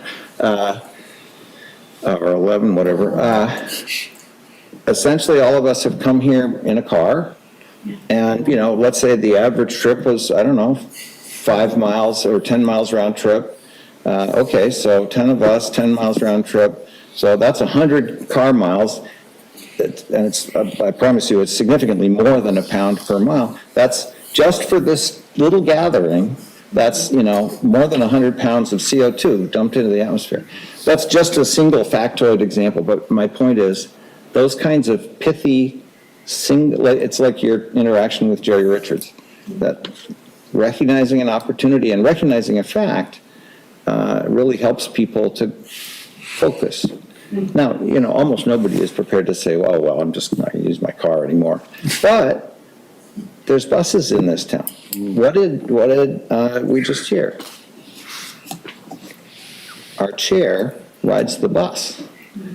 And, okay, the bus emits CO2 too, but it's carrying a lot of people. So those kinds of little things, and a lot of people in this township don't even know the bus goes through the township. You know, the bus, that's what the poor people do, kind of thing. It's a very narrow-minded attitude. So I'm just saying, it's helpful to have an elevator speech instead of all the baloney I just said. Well, I would just tack on there that the Transportation Commission is grappling with the transportation section of the Climate Sustainability Plan. So some of those issues of how might we move the needle on transit ridership are on their agenda. Do we have any other public comments to be offered at this point? All right. Moving right along, I see under old business we have approving a student alternate position. And remind me, do we have any sort of a formal process for this, or is this more of a, what are we? The students don't have to be sworn in, but it's more of a embracing the student participation on the commission. And right now we have a need for an alternate because one of our student commissioners is not here. So I really appreciate Amelia's interest. Right. And it's a 1-year appointment. Expires at the end of the calendar year. I don't know if you wanted to say anything, Amelia, but if you still want to hang out with us after Did we scare you away yet? No, thank you for this great opportunity to serve for this commission. I'm really excited to work with you guys for the next coming year. Well, yay, great. Do we need a motion? I move that Amelia should join the commission in as close a way as she can. I'll second. So we have a motion in 2 seconds. Would anybody like to add any discussion to this motion? All in favor, say aye. Aye. Welcome. All opposed? Thank you. We're moving now to reports and announcements. And I have got a couple of communications from present and former members to communicate before I forget. On the wetland education team, there was a question about educational material being sent out, the wetland education flyer, which was intended to be received before people start planning work in their yards. And we were hoping that that would go out with a tax assessment. It seems as if that didn't happen. I remember some discussion of that, but I'm not clear on the details. I don't know, staff, if Laura, you have any information on whether that did or didn't, or why or why not? The cryptic communication that has been in prior tax announcements was removed. So that is an improvement because it created more questions than answers. But we're still looking into ways that we can partner with other utility mailings, future tax mailings, and save postage cost. And then, of course, the mailing that we did last year, we're hoping to repeat again for households that live adjacent to wetlands. And that's going full steam. We're updating the mailing list for that. We've got some support from our GIS person on that, Ryan Schaefer. Another township staff member helping us out. There you go. You forget them if you don't. Did you have something else related to Anna, to that one? No. Okay, I thought I saw you. I was saying that you had Val's update as well. Yes. I was going to pull it up on my phone, but you haven't. Would you like to? You're more familiar with these items? I just kind of circled the ones, she said in her cover that some of it was rehash, and I just circled the ones that looked to me like they were new and exciting, but please feel free to share whichever of those. Yeah, I wasn't at the last meeting. Was Karen O'Brien from the Michigan Recycling Coalition I think was at the last Friday meeting? Oh, this Friday, I think. This coming Friday. This coming Friday. Okay. So this coming Friday, the group has a meeting at noon on Zoom. So anyone can reach out to me if they're interested in participating, although I have work meetings, so I am often not there. But Val Lafferty, who was on the commission, leads those up. Last month, Tom Martin, the assistant manager of the Hunter Park Garden House, that's from the Allen Neighborhood Center, gave an overview of local produce farmers and how Allen Street supports delivery of fresh produce in many ways. And discussion included the Greater Lansing Land Bank and Food Bank and rules to encourage community gardens and urban farms. The second speaker in February, so that was, the last meeting, was Aaron Price from the National Nonprofit Food Recovery Network. So that is fighting against climate change and hunger. I believe that's mostly what we talked about earlier, more of gleaning efforts. And so they talked about prepared foods to prevent waste. And then, let's see, March 20th at 1 p.m., there is another tour scheduled at Hammond Farms. If I might, if you're not familiar, Hammond Farms operates under a windrow composting operation at their Diamonddale facility. That is the destination for a huge portion of our community's green waste, particularly yard waste and other materials that are compostable. They do accept also materials from Michigan State, so it's kind of our big regional composting effort, and I've never seen. I'm really looking forward to getting down there to see how they do it. Yeah, so if anyone's interested, let me know and I can make sure you have the contact. It's Elaine Putvin that is taking names for who will be attending, but I can make sure that you have their contact if you'd like to attend that. There's also work going on behind the scenes in terms of restarting the gleaning at the farmers market this spring. So we'll, like last year, be collecting edible produce that is unsold from the farmers market and then making sure that gets to a local food bank and soup kitchen, I believe, are the two places that we had going last year. And then there has also been some exploration of local community gardens with the township, the Greater Lansing Land Bank and the Food Bank. And there's been talk about identifying community composting. So sites in the community where there could be compost drop off or other things, since we don't currently have pickup of composting. There is apparently a community composting 101. And if you're interested in participating, you should let us know no later than Friday of this week to potentially qualify for reduced tuition.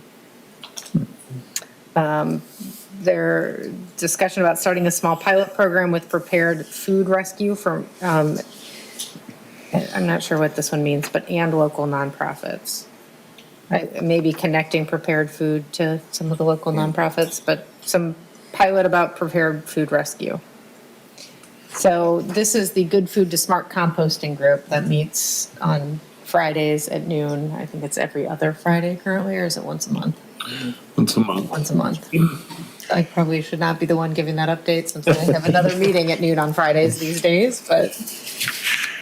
Tom, did you have anything to add to the Val's report? No, not really. In fact, she did a great job. All right. Anything on Green Team? Yeah, Green Team has been meeting to talk about future events. Our next meeting is next Thursday. We generally meet at 4 o'clock, usually at Schuler Books, but sometimes that varies. Sometimes it's by Zoom, but I believe next week we'll be at Schuler Books. The two big events we have coming up in the near future, March 18th, we start our season for being at the farmer's market, and it'll be indoors at the mall in the JCPenney wing. And I'll defer to Emma to talk more about that because she's really kind of taking a big lead on what we're doing there.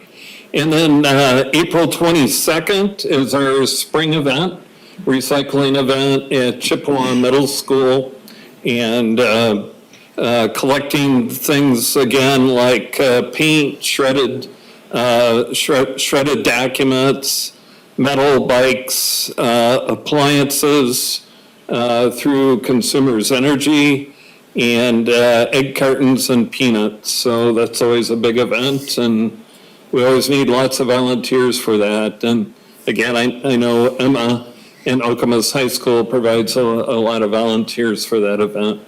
So I think that's pretty much it. So in terms of the farmers market, the Green Team is teaming up with Okemos Earth Club. We have a few MSU students from a sustainability class, community engagement, coming to help us, probably about, I think, 4 it is. So we were looking to sell our clothes that we have upcycled, and then we're collecting more donations, so new or used, as long as the clothes are clean, adult sizes, t-shirts, sweatshirts, pants, etc. And then, we'll also have some activities, like take-home activities for kids to do to increase their participation and education of this topic. And then we also made a website. The link is on the Green Gazette, or it's on Instagram. Our Instagram is Okemos_Earth Club. And you can find the link there. And that's kind of where we have all of our updates and upcoming projects. I do need to update it because today we have had 2 new things come up. We are partnering with Okemos Cares, which is basically a closet at our school that collects clothes and gives the clothes to people in need at our high school. So they want us to upcycle some of the clothes in there, make them more what current high schoolers would wear, what they would like. And then we also started selling our clothes in the school store starting today. Today was our first day, and we already sold 4 items. So yeah, that's great. I think that's all, because the rest you can find on our website, which I encourage you guys to go check out. It's pretty cool. All right. Thank you. John, anything on the energy team? Well, yeah, a couple things. We did get some comments from the planning department, which was good to see, and on the 2 energy sections. And so when the energy team met, we reviewed those comments and incorporated them into the energy efficiency and renewable energy sections. We've updated the renewable energy section to bring in the data up to the end of 2022. So now on the Google Drive, we do have a final draft of the renewable energy section. Roy and I still have some work to do on updating some of the data in the energy efficiency section. So, we're almost there. And I'd say the Solarize program is, I think, as I've mentioned before, there are 4 meetings planned. The first one is going to be I believe, March 23rd, and that's going to be at Williamston Township Hall, because we have 4 meetings planned. One's going to be co-sponsored with Williamston Township, one with the city of Lansing. And at our next energy team meeting, we're going to have, among our regular discussions, we're going to talk a little about EV charging for the community, because there's a lot of activity already going on, as I think you've heard, for the township fleet. Consumers Energy is doing quite a bit of work with other commercial businesses, but I think the energy team will want to kind of strategize a little on how we could be helpful in encouraging EV charging that maybe apartment buildings or maybe in shopping areas. I think we need to kind of think through what's a good strategy. And that's it. Great, thank you. Ned, any, Brownfield? No news from Brownfield because the truth is that I was stricken by a stomach bug on Wednesday night of that week. And so the meetings are at 8 o'clock on Thursday mornings, and that was not going to happen. Well, I believe Or do you know of anybody who went? I have no information. I believe I heard the treasurer mention at the last meeting that there was some action on the one of the applications in Hazlet, but whether it was the marathon or another one, I can't remember. If you're not aware, the township in the last few years expanded its role in brownfield redevelopment from authority that the state has to local tax increment, and some major brownfields have been remediated in the township under that brownfield redevelopment authority.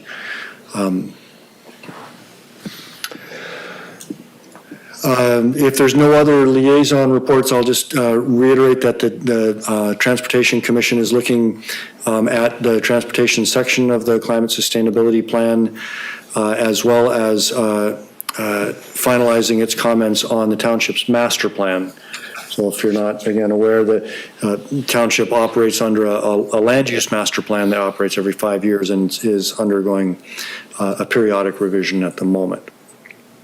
Other than that, the Planning Commission, I mentioned the last public hearing for potential reconversion of the Outback Steakhouse over here to a car wash facility. And other than that, the township, the Planning Commission has spent a lot of time over the last couple of months preparing comments for the township board on the recreational marijuana adoption. And if anybody's interested in the very nitty-gritty of the discussion of where it might or might not be cited under what conditions, please don't ask me because I've only got one opinion. But I was just going to take the opportunity before we finish here to mention that I was saying before we got started this evening that the township board held a work session in this room last night around, like we would do around tables and a little bit of food and things. And I was very impressed that an issue that probably could not, I can think of a couple of issues that might be slightly more divisive than marijuana in a community, but, and it's my observation that opinions, views, perceptions, desires on the part of the township board members are quite varied. I think that's fair to say. But given that, the fact that the board was able to sit in this room for a couple of hours and have a very respectful and courteous and at times very convivial discussion of what is a very difficult topic, I think speaks to the leadership that we have here in the township and to the township. I think it reflects well on us as a township to be able to grapple with that kind of a tough issue and in a civil way. Yeah. I just have a very brief update. You can read a little bit about it in the packet. There's lots of stuff going on. Tonight's a historic night. The clerk supervisor, the manager, a parent are all in the audience. It's a memorable evening. But I did want to mention that the environmental green grants are now available. We're asking for letters of intent, proposals in the middle of March. So it's a fairly short timeline, but we'll be accepting those through as long as there's funds available. So I encourage people to check the township website for the green grant opportunities. And that's not a big formal application. That can start with a phone call and can go from there and develop with a relatively low cost. Yes. We already have one proposal in and one letter of interest from Cornell Woods for doing some tree planting. So it's a pretty exciting year. Thank you. And thanks for the usual detail in the staff update that's linked to on the agenda there. That's really helpful to be able to realize it. Last chance for public comment. Going once, going twice. I learned 2 nights ago that the chair can just adjourn a meeting. You don't need a vote, so we're adjourned. Always learning new things. Well, in other contexts where people want to keep. Well, it was nice to meet you. Yeah,